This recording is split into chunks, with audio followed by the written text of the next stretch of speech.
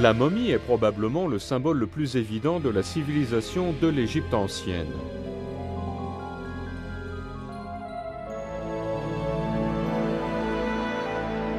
Au début, on enterrait les défunts loin des sols fertiles, ce qui créait naturellement des momies.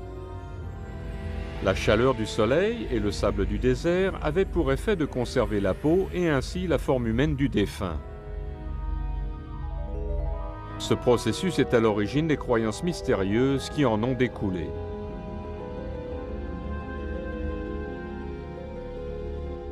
La momie représentait une lueur d'espoir en face de l'obscurité de la mort. On espérait que si le corps pouvait être préservé, alors l'âme de la personne pouvait continuer à vivre. La momie était le symbole humain du plus grand dieu des Égyptiens. Comme le soleil qui se lève et se couche, le défunt pourra vivre de nouveau. Pour les Égyptiens, la momie était l'élément central dont on avait besoin pour atteindre l'immortalité. Après la mort, le défunt se séparerait en de nombreuses parties sans forme qui seraient réunies à nouveau grâce à l'aspect soigneusement préservé de la momie. Tout le monde voulait être momifié. Pour assurer le processus de conservation, les Égyptiens ont développé un procédé artificiel produisant les mêmes résultats que l'environnement. La momification est devenue un véritable commerce. L'Égypte ancienne avait ainsi découvert le secret de la momification. Il s'agissait de la déshydratation.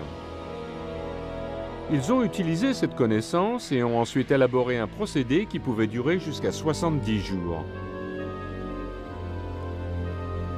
C'était durant cette période que l'on enlevait beaucoup d'organes, tout particulièrement le cerveau que l'on retirait petit à petit à l'aide d'un long crochet.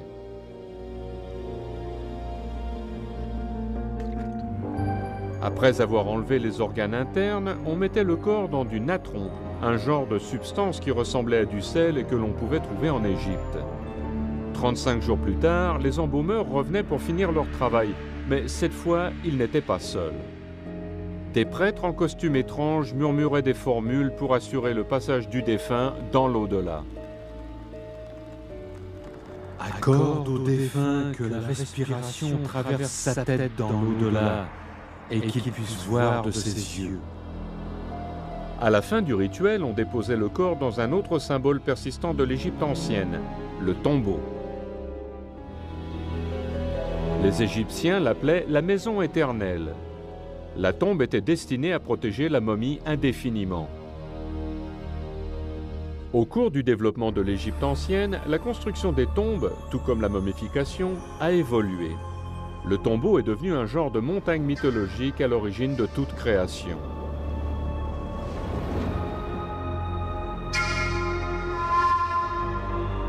Les tombes sont passées de simples tombeaux de sable à des structures aplaties, les mastabas.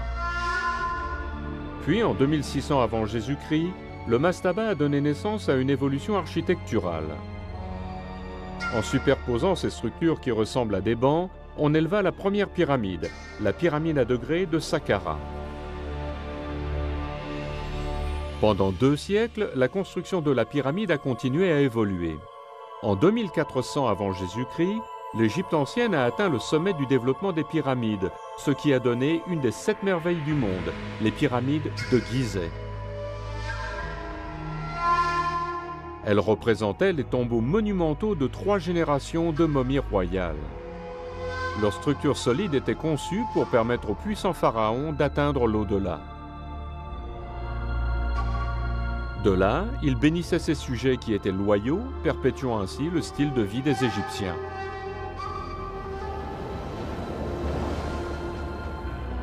C'était un voyage obligatoire que l'on essayait d'assurer à l'extérieur aussi bien qu'à l'intérieur des pyramides.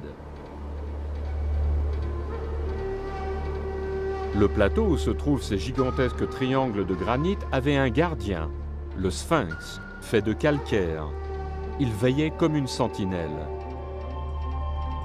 L'énorme animal à tête humaine était à l'image de Khafra, le roi dont il protégeait le complexe de pyramides. Les gens de l'époque pensaient que le Sphinx représentait le roi défunt, et cela faisait plus de 1000 ans qu'ils lui apportaient leurs offrandes.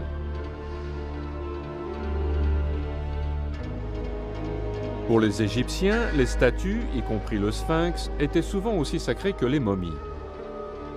On en trouvait beaucoup dans les tombeaux, mais contrairement aux momies, elles étaient visibles.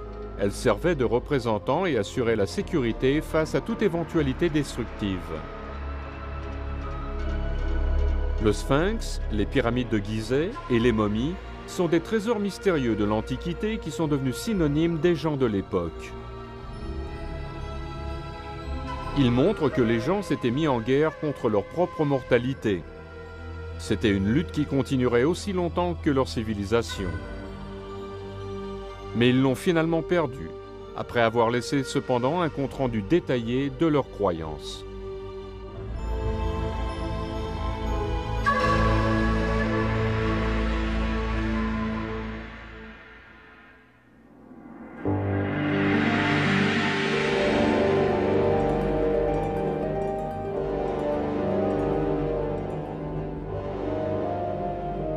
Ô vous qui possédez les âmes, qui êtes sans reproche, qui existez éternellement, recevez-moi, car je suis un esprit de par ma forme, et j'ai du pouvoir grâce à ma magie.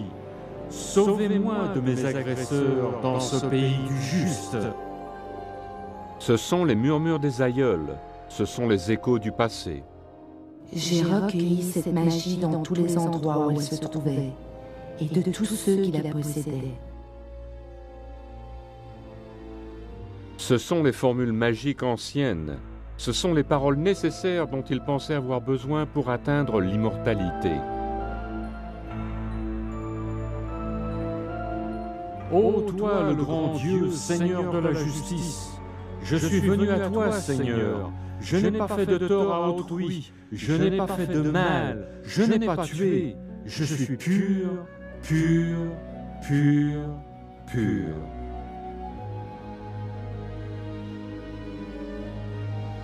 Ce sont les traductions des inscriptions égyptiennes, ce sont des hiéroglyphes. Le mot hiéroglyphe vient du grec et veut dire inscription sacrée. Puisqu'ils étaient surtout des prêtres qui étaient instruits, quand les Grecs sont arrivés, ils ont déclaré que les inscriptions étaient religieuses et étaient donc sacrées. Les Grecs n'étaient pas loin de la vérité, car pour les Égyptiens, les hiéroglyphes étaient sacrés. Qu'ils soient peints de nombreuses couleurs ou simplement inscrits, ils transmettaient des renseignements importants. Ce sont littéralement les paroles divines, ou Medunter, comme on les appelait dans l'Égypte ancienne. On considérait les hiéroglyphes non seulement comme un don fait aux dieux, mais aussi comme un moyen puissant de transcender la vie et la mort. On pouvait donc communiquer ainsi entre le monde ici-bas et l'au-delà, avec les ancêtres défunts et les dieux. Ce moyen permettait de passer d'un monde à l'autre et d'aider à contrôler les forces appartenant à l'au-delà sur lesquelles on n'aurait normalement aucun pouvoir. En dépit du fait que l'Égypte ancienne se sentait toute puissante, sa culture a subi l'influence d'envahisseurs et la domination d'une nouvelle forme de culte.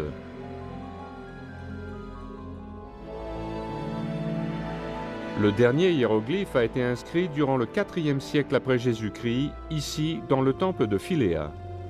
Et à la fin, quand tous les prêtres égyptiens étaient décédés, on a perdu avec eux la capacité de lire ces inscriptions sacrées.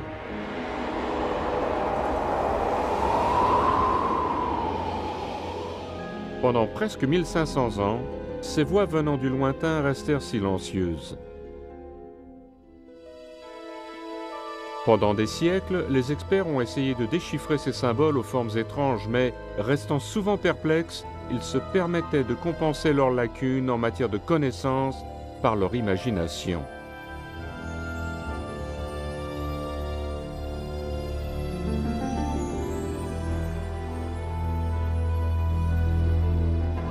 Au XVIIe siècle, on a suggéré que les hiéroglyphes contenaient les mystères de l'univers. Ensuite, au XVIIIe siècle, on a pu voir avancer les recherches grâce à Napoléon Bonaparte qui a envahi l'Égypte. En 1798, Napoléon est arrivé dans le pays avec une armée de soldats et des égyptologues. Il a ainsi amené des soldats pour combattre l'ennemi et des experts pour mesurer les monuments, étudier l'architecture et copier les inscriptions. Les recherches de ces égyptologues étaient destinées à mieux comprendre cette civilisation disparue. Cependant, la découverte la plus intéressante a été faite non par un expert, mais par un soldat qui est devenu responsable de la mise à jour d'un artefact ouvrant les portes du passé. Durant l'été 1799, les Français commençaient à perdre la guerre contre les Britanniques qui avaient aussi envahi l'Égypte. De façon à fortifier leur défense, les Français avaient décidé de reconstruire un fort arabe le long du Nil près de la ville de Rosette. Tout en démolissant les murailles de la forteresse, un soldat a trouvé une stèle pesant environ 680 kg. Il s'agit de la stèle que l'on appellera plus tard la pierre de Rosette. La pierre de Rosette était la première découverte de ce genre. Elle contenait les 3 types d'inscriptions communes à l'Égypte ancienne. Il y avait des inscriptions sacrées ou hiéroglyphes, une autre forme d'écriture antique appelée démotique et un texte en grec que l'on peut encore interpréter de nos jours. Cependant, malgré la familiarité de certains passages en grec, la pierre de Rosette n'était pas tout à fait complète et ainsi difficile à déchiffrer. Pendant plus d'une vingtaine d'années, les experts ont essayé de trouver la signification de ces inscriptions mystérieuses. Après des heures de recherche, le fils d'un libraire, Jean-François Champollion, âgé de 32 ans, a pu trouver le code permettant de déchiffrer la pierre de Rosette.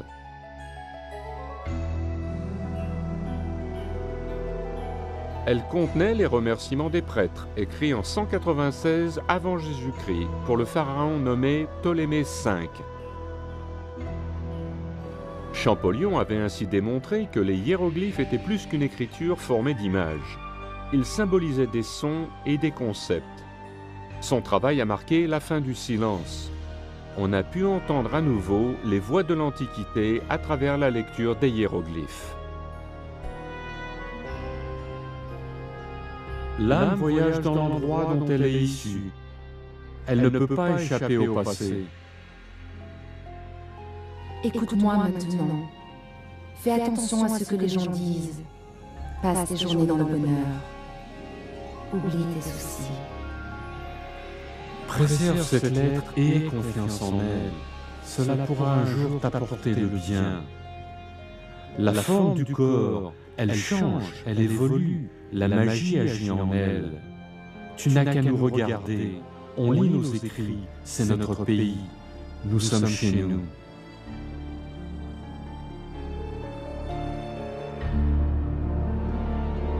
On n'avait plus à deviner, ni à faire des suppositions. On pouvait simplement lire les inscriptions. On pouvait comprendre qui étaient les pharaons. On pouvait lire leurs noms. On a pu ainsi trouver l'ordre chronologique des règnes, par exemple qui régnait après Ramsès ou avant Thoutmôsis. Auparavant, on se fiait à quelques indices laissés par les Grecs. Alors l'égyptologie a avancé de façon remarquable après le déchiffrement des hiéroglyphes. L'égyptologie avait une nouvelle compréhension de la culture et du but de ces inscriptions anciennes.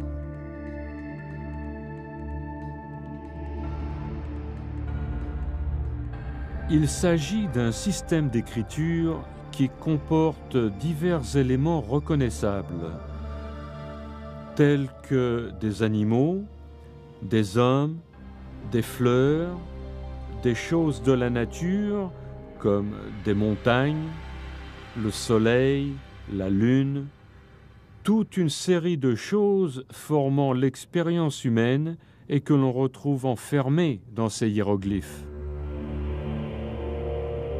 Cela nous révèle ce qui était important à l'époque, cela nous montre leur vision du monde et ce qu'ils pensaient de l'après-vie, leur place dans l'univers. On y trouve le récit de leurs craintes et de leurs espoirs. En résumé, les hiéroglyphes nous mettent en relation avec la vie des Égyptiens de l'Antiquité. Grâce au déchiffrement de ces écrits de l'Égypte ancienne, on a pu découvrir des histoires intéressantes et mystérieuses.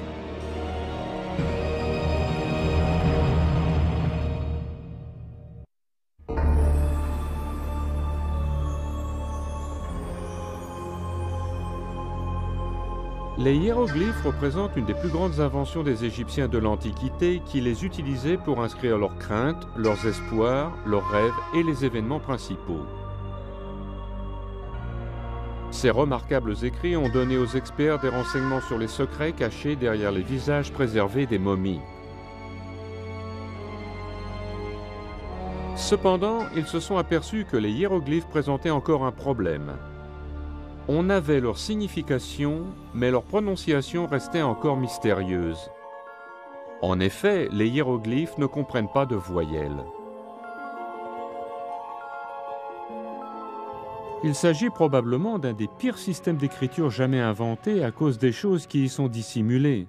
Cependant, les hiéroglyphes ont un côté fonctionnel et une beauté que l'on ne trouve pas, par exemple, dans une écriture alphabétique qui en général est écrite dans une seule direction.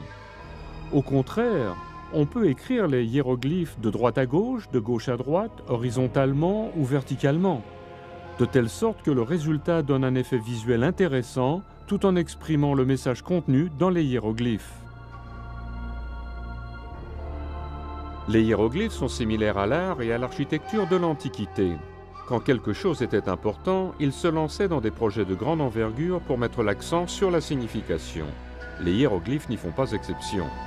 Les hiéroglyphes étaient utilisés pour ce qui était officiel. On les inscrivait sur les bâtiments importants, les grands monuments, certaines statues. Cependant, ils étaient les plus difficiles à comprendre de tous les systèmes d'écriture égyptiens. Alors, quand un enfant apprenait à écrire, il commençait par l'écriture hiératique. L'hiératique s'est développé à peu près à la même époque que les hiéroglyphes, vers 3100 avant Jésus-Christ. Il s'agissait d'une cursive bien plus simple que les hiéroglyphes et que l'on utilisait pour les nécessités de la vie courante, comme par exemple les choses légales, les lettres ou les contrats.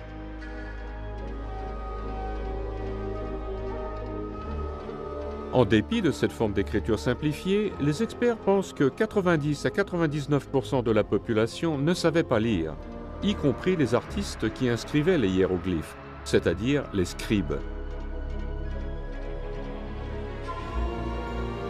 Je pense que beaucoup d'Égyptiens qui étaient même instruits du point de vue hiératique n'étaient pas capables de comprendre tous les détails et de lire le texte des hiéroglyphes parce que ces derniers représentaient une langue morte.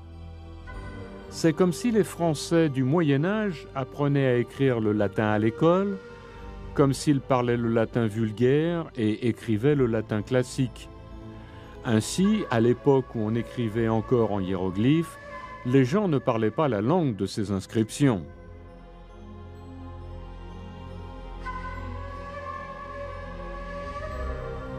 Le fait de ne pas pouvoir lire les hiéroglyphes posait un problème pour le scribe et l'incitait à faire des erreurs.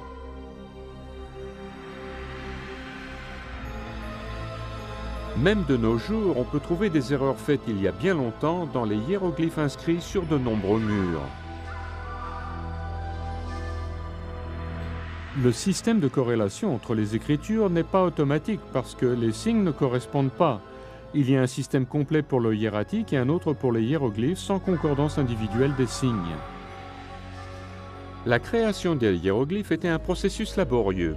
Le texte était tout d'abord écrit en hiératique par une première personne, puis traduit du hiératique en hiéroglyphe par une deuxième personne et finalement corrigé par une troisième personne. Il y avait ensuite le travail du sculpteur qui était responsable de suivre les instructions du scribe. Après cela, un autre scribe, capable de lire, était en charge de corriger les erreurs du sculpteur. Et puis on arrivait à la phase finale où le peintre ajoutait des couleurs aux hiéroglyphes. L'impossibilité de lire les écrits sacrés ne diminuait pas la croyance des gens sans leur pouvoir. Les hiéroglyphes avaient ainsi un rôle religieux.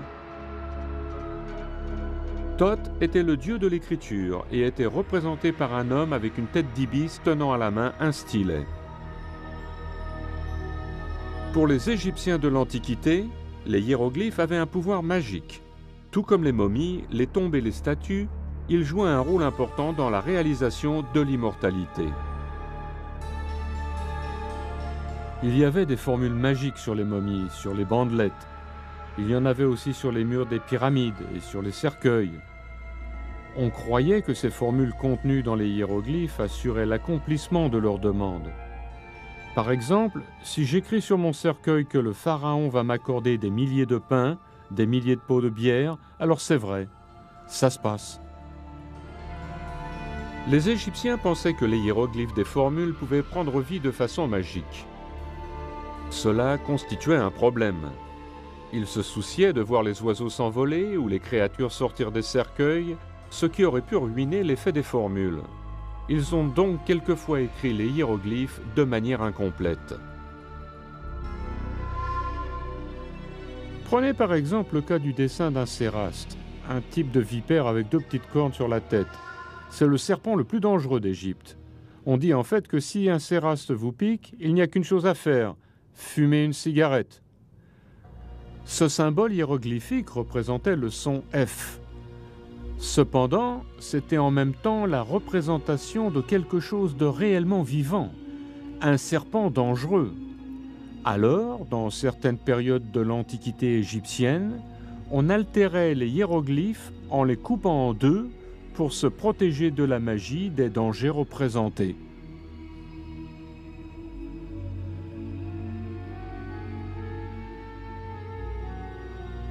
Les paroles contenues dans les hiéroglyphes étaient destinées à aider la momie tout en préservant le souvenir du défunt.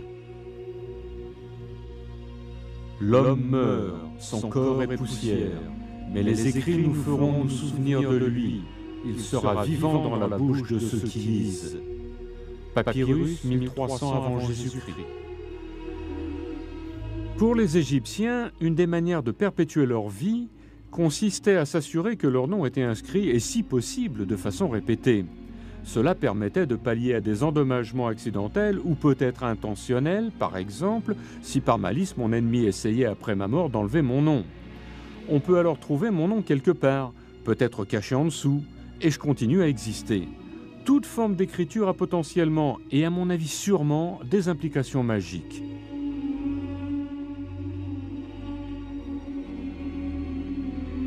Le nom ou le groupe de sons, que je le prononce ou que je l'écrive sur un morceau de papier et vous le donne, évoque une image dans votre esprit. Cette image représente la personne dont on a le nom. En conséquence, le nom contient en lui-même une partie de l'individu.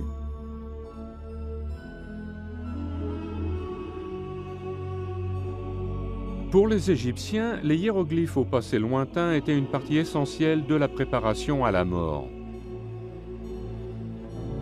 Dans cet endroit où on a vu apparaître la première pyramide, la pyramide de Saqqara, il y avait de nombreux tombeaux.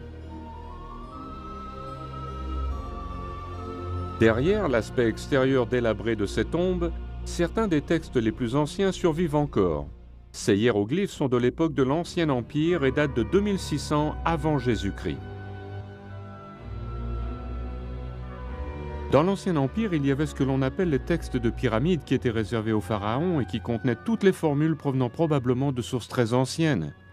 Mais ces textes n'étaient destinés qu'au pharaon pour le guider dans l'au-delà, dans l'après-vie. Il lui indiquait ce qu'il devait dire, là où il devait aller et ce qu'il devait faire. C'est lui le souverain, Seigneur des méandres de la sagesse. Sa majesté illumine le ciel obscur, sa puissance brille dans le pays des ressuscités. Pour le souverain, le temps est à présent l'éternité, et ses frontières touchent l'infini. Grâce à son pouvoir, il fait ce qu'il veut, et évite ce qu'il est, et cela en tout dans le royaume du ciel et à travers tout espace et temps.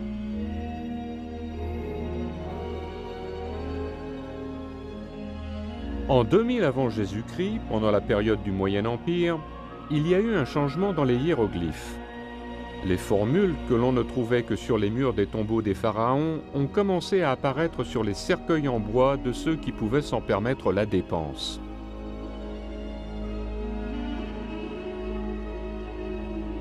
Dans un sens, on peut voir l'évolution d'une certaine personnalisation.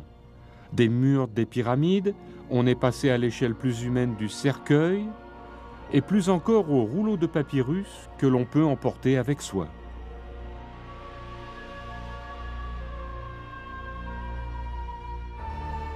Ce rouleau de papyrus date de 1500 avant Jésus-Christ et est connu sous le nom de Livre des Morts. Le Livre des Morts, tout comme les textes des pyramides et des cercueils, avait été créé pour permettre aux défunts de passer sans danger dans l'au-delà. Et ce texte important était souvent coûteux. Quelqu'un de la bourgeoisie ou de la haute bourgeoisie dépensait une bonne somme d'argent à sa préparation pour l'après-vie.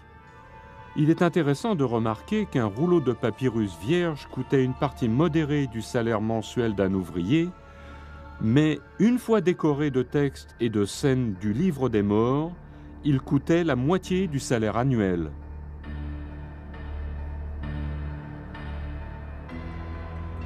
Si vous croyez vraiment que vous allez vivre à jamais, alors vous n'allez pas mettre tout votre argent dans votre vie sur Terre.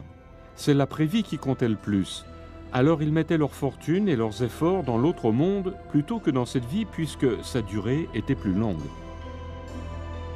Le Livre des Morts exposait en détail l'idéologie de l'époque concernant l'au-delà.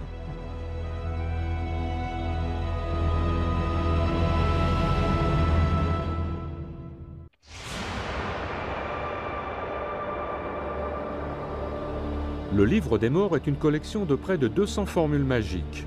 La copie la plus ancienne date de la moitié du XVe siècle avant Jésus-Christ.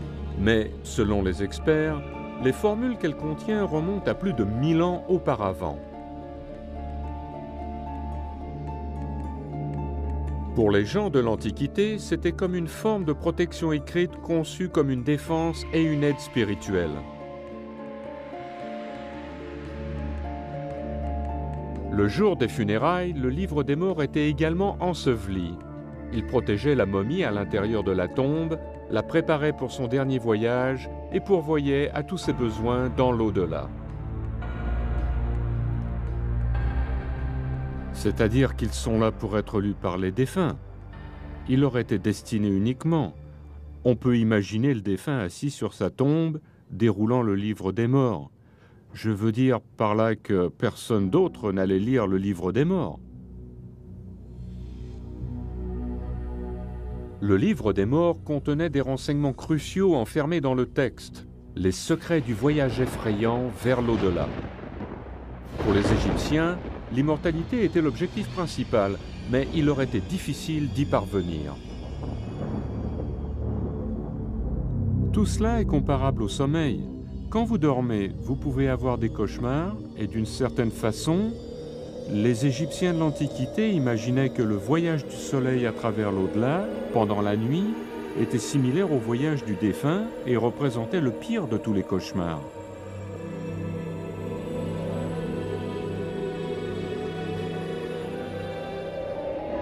J'ai expliqué de manière fantaisiste que les Égyptiens de l'Antiquité considéraient la mort comme si le défunt s'était embarqué sur un bateau passant dans un défilé montagneux où les dangers arrivent de tous les côtés.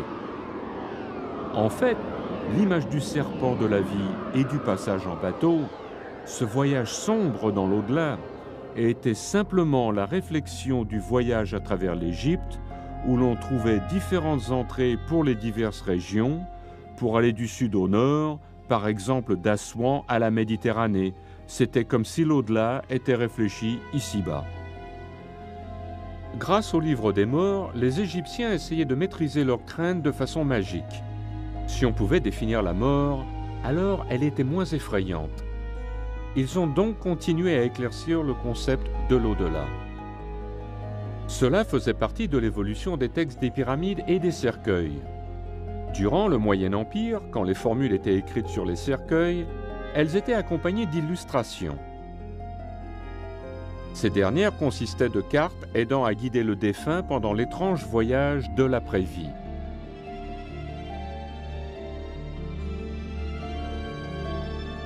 Quand le Nouvel Empire a commencé, le texte a été séparé des cartes. Le texte est devenu le Livre des Morts et les cartes sont devenues le guide de l'au-delà.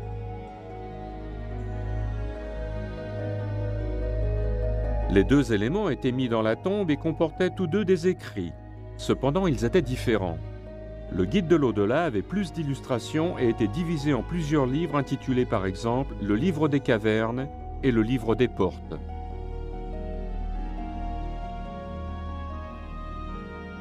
Il y a 12 portes dans l'au-delà, une par heure, et chacune des portes est gardée par un serpent qui vous pose des questions, et vous devez savoir y répondre correctement pour pouvoir entrer par la porte et passer à la suivante. En planifiant à l'avance, les Égyptiens essayaient continuellement de répondre aux questions concernant l'inconnu. Ils ne semblaient pas vouloir de surprise quant à cette aventure imaginaire, et selon leur description, le voyage allait être difficile.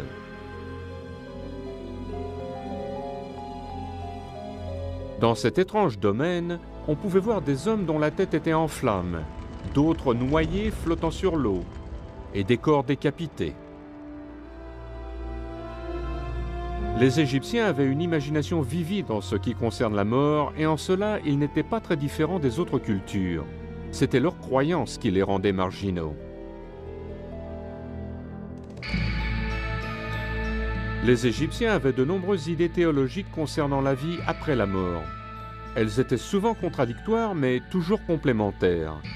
Cela a donné de la profondeur à leur religion, et contrairement aux croyances religieuses d'autres cultures, il y avait pour eux plusieurs choix.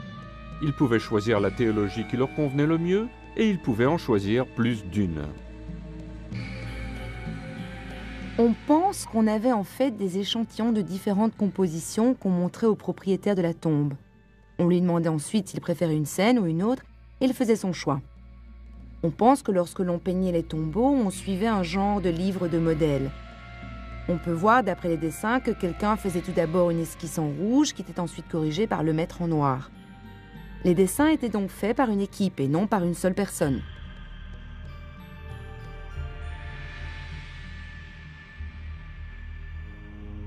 Cependant, malgré toutes les options et les efforts faits pour s'assurer l'immortalité, il y avait encore une partie qui était entièrement laissée à l'individu. C'était une croyance qui datait d'environ 2000 ans avant Jésus-Christ et qui était de loin la plus importante. La vie des Égyptiens menait à ce moment, à cette dernière étape, à l'endroit connu sous le nom de la salle du jugement. C'est là que les Égyptiens étaient questionnés et étaient responsables pour leurs actions terrestres. C'est un peu comme le questionnaire pour obtenir son permis de conduire aux États-Unis. On doit répondre à de nombreuses questions, mais si on ne réussit pas, on peut le repasser, et la prochaine fois ce sera plus facile à cause du fait que vous connaissez les questions et que vous avez eu le temps de chercher les réponses.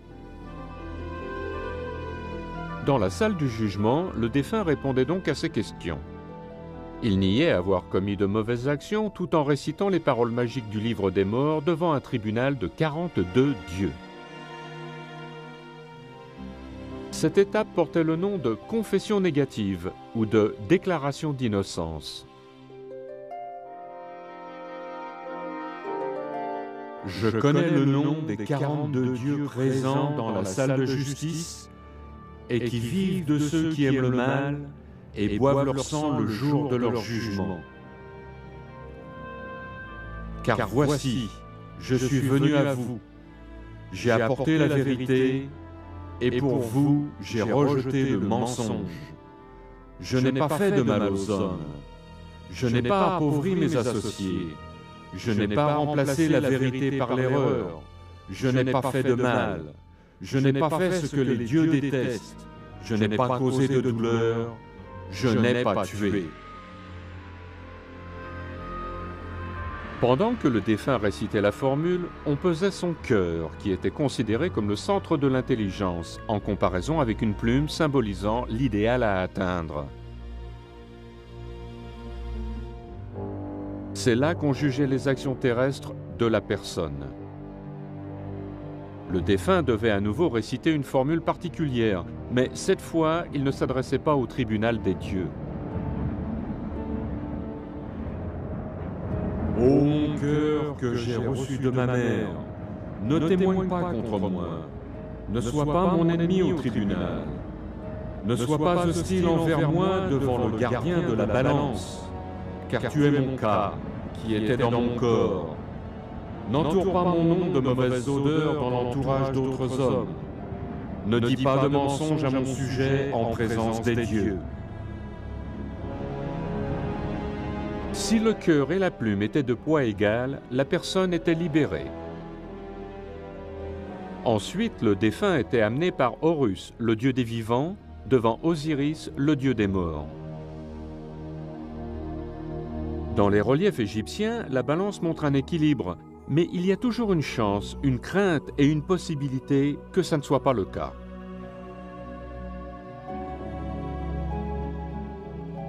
Une des représentations classiques de ce qui peut arriver consiste à ce que la personne soit dévorée par une créature mythologique qui se tient derrière la balance et attend un repas pendant des centaines et des milliers d'années parce que tout le monde récite les formules correctes et ils sont tous délivrés. La créature est de petite taille, c'est un mélange de lion, d'hippopotame et de crocodile, et on l'appelle la dévoreuse. Quand vous êtes mangé, c'est la fin absolue de votre existence. L'idée d'extinction était la plus grande crainte des Égyptiens, et c'est grâce à cela qu'ils ont pu maintenir l'ordre dans leur société pendant des milliers d'années. Ils étaient restreints à la fois par des lois terrestres et par celles de l'inconnu.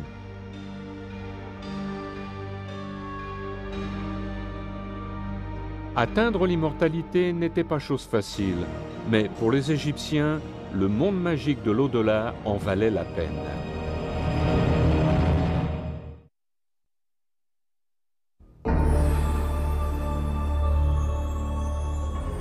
Au cours de la longue histoire de la civilisation de l'Égypte ancienne, les croyances en l'après-vie ont montré une certaine évolution. Pendant approximativement 3500 ans, les hiéroglyphes ont été utilisés pour inscrire le développement de ces idées.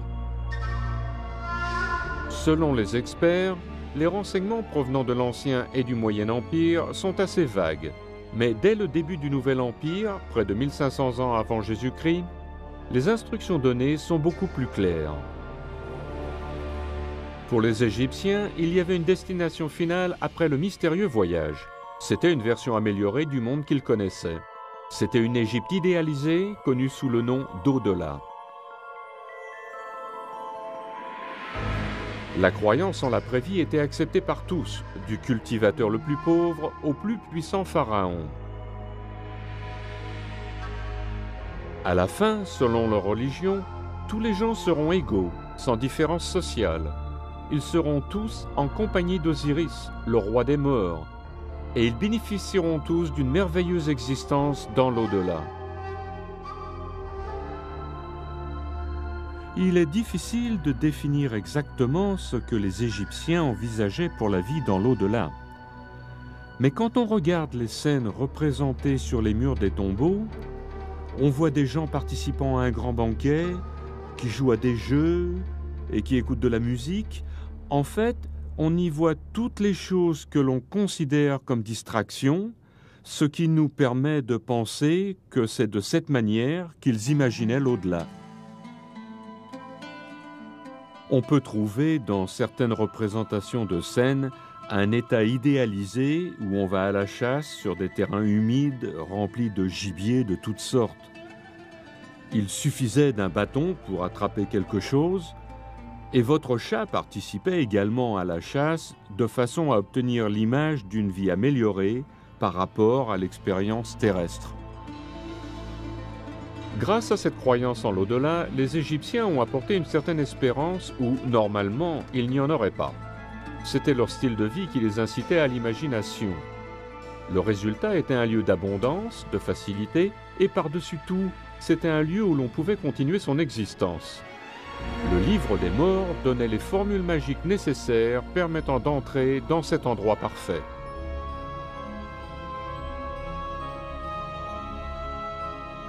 Voici les formules du chant des offrandes et les formules du commencement de la journée, celles qui permettent d'aller et venir dans le royaume des défunts, celles pour le chant des joncs qui se trouve dans le chant des offrandes. Là se trouve la force, là se trouve la puissance. On peut y semer, y récolter et y manger. On peut aussi y travailler la terre et faire tout ce que l'on faisait sur terre. En plus des formules magiques, on peignait sur les murs du tombeau et afin de plaire aux dieux, des scènes de la vie que l'on désirait avoir dans l'au-delà. Ce sont des représentations des défunts travaillant dans les champs. Cependant, ils ne transpiraient pas, ils n'étaient pas sales, ils n'étaient pas en haillons, mais dans leurs plus beaux atours.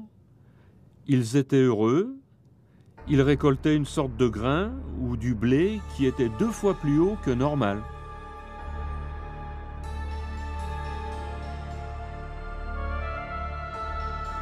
Les gens de l'Antiquité considéraient l'Égypte comme la plus grande de toutes les civilisations et ils ne voulaient pas l'abandonner. Il était donc logique de mettre l'accent sur la préparation précédant la mort, mais cela a amené à une confusion sur la signification de tous leurs efforts. Même aujourd'hui, on a toujours l'impression que les Égyptiens étaient préoccupés par la mort, mais ils ne l'étaient pas. C'est en fait leur passion pour la vie qui les a amenés à de tels extrêmes.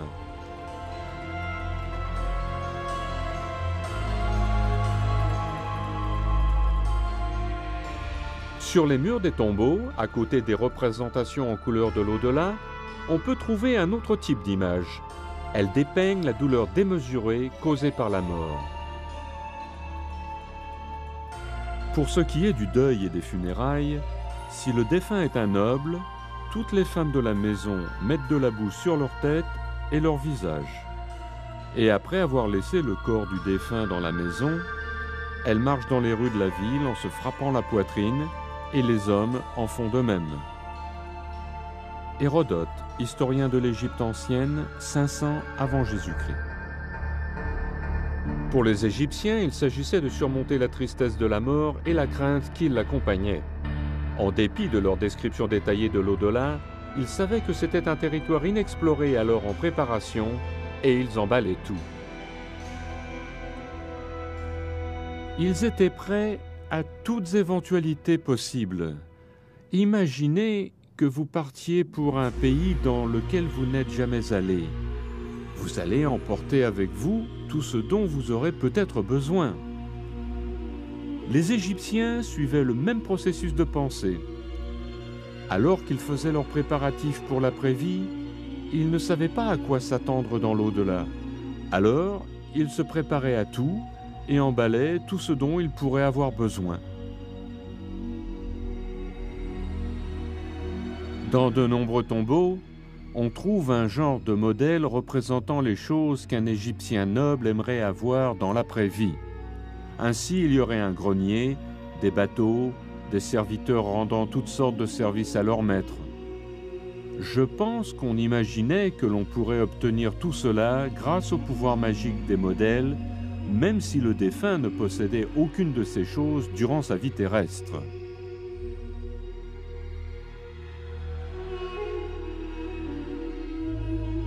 Les figurines, les formules écrites en hiéroglyphes, les guides de l'au-delà et les peintures trouvées sur les tombes montrent l'importance mise par l'Égypte ancienne sur la préparation pour la vie après la mort.